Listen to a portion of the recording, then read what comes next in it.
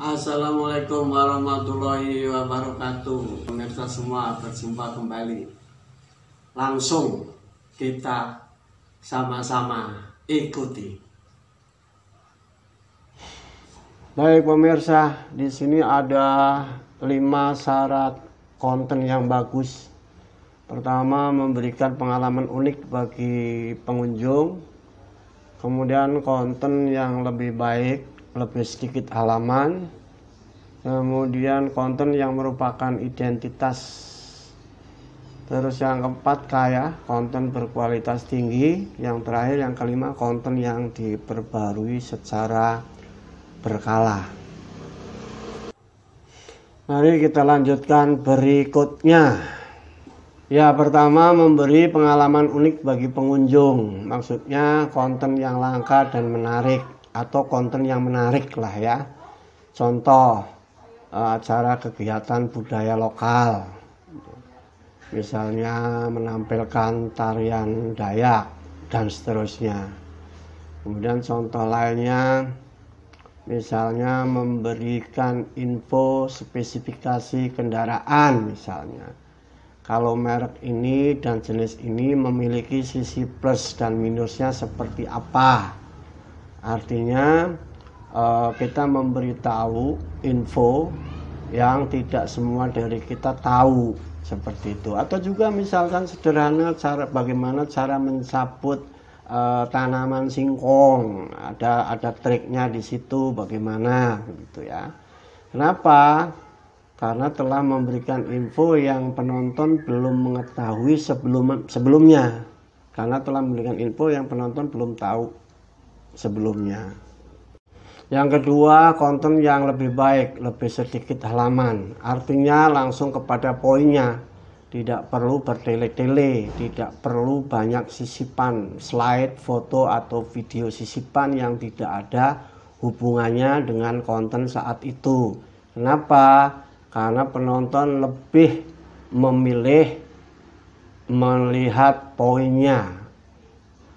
Jadi akan terganggu dengan sisipan-sisipan yang tidak ada hubungannya. Lanjut yang ketiga, konten yang memiliki identitas. Channel kita wajib memiliki identitas. Maksudnya channel kita ini merupakan channel apa? Channel motivasi kah? Atau channel tutorial YouTube kah? Atau channel apa? Jadi yang jelas alias tidak blur. Kenapa? Agar channel kita dikenali oleh algoritma YouTube. Untuk selanjutnya akan direkomendasikan oleh YouTube kepada penonton yang tepat.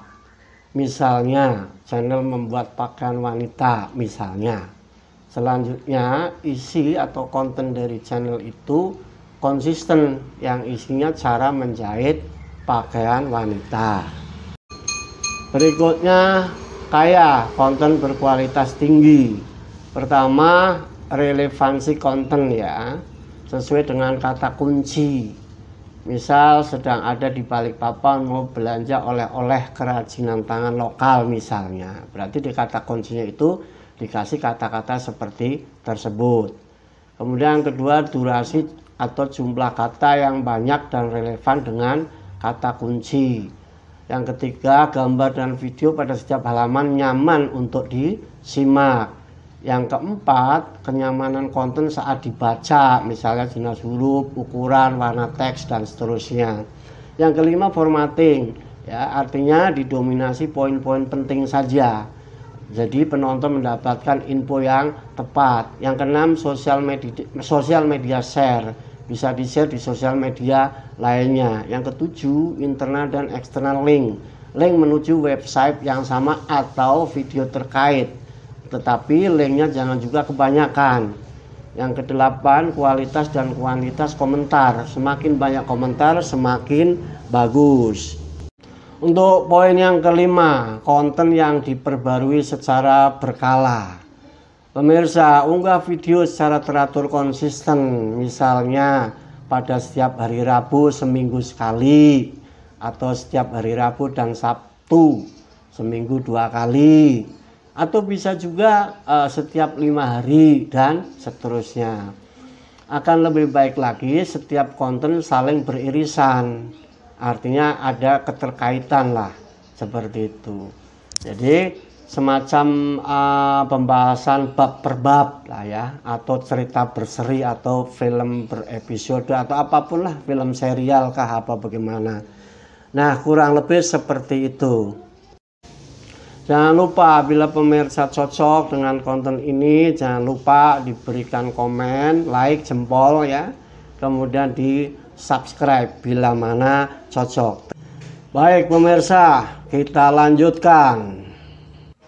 Bad quality content atau konten yang tidak bagus. Ada 3 poin. Yang pertama, konten yang diunggah ulang. Yang kedua, konten mencuplik dari video orang lain secara nggak sah. Yang ketiga, konten yang telah diduplikasi. Kita lanjut, konten yang diunggah ulang. Jangan mengunggah konten berulang ya, artinya isinya sama gitu, diunggah lagi.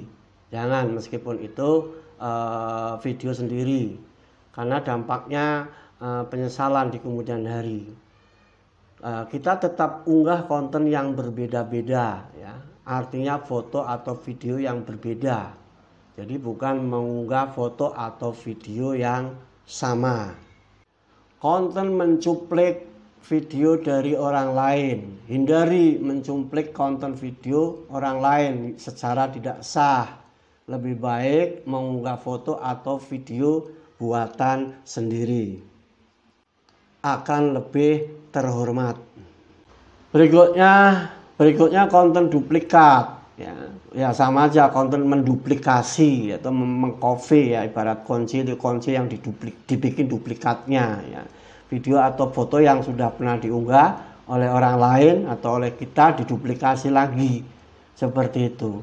Jadi hemat saya, kejujuran adalah peringkat pertama sebagai kreator di YouTube.